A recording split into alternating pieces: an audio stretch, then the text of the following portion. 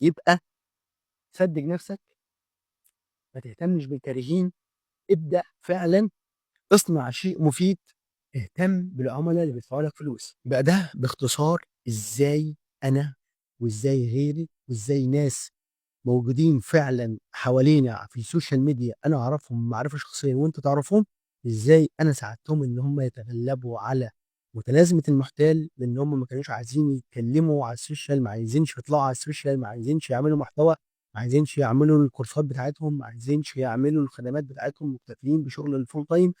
إيه هي الخطوات اللي أنا عملتها على نفسي واللي أنا طبّقتها مع الناس دي، ومن خلالها قدرنا نتغلب على متلازمة المحتال، أو أنا باسميها التغلب على متلازمة المحتال وذبح الكارهين. إزاي إن أنا الناس الكارهين اللي هم بيسحبوني لتحت، إزاي أنا أذبحهم. أذبحهم بإيه؟ بإن أنا أصدق نفسي، إن أنا أبدأ إن أنا أقدم للناس شيء مفيد، إن أنا أهتم بالعملاء بتوعي اللي هم بيدفعوا لي فلوس.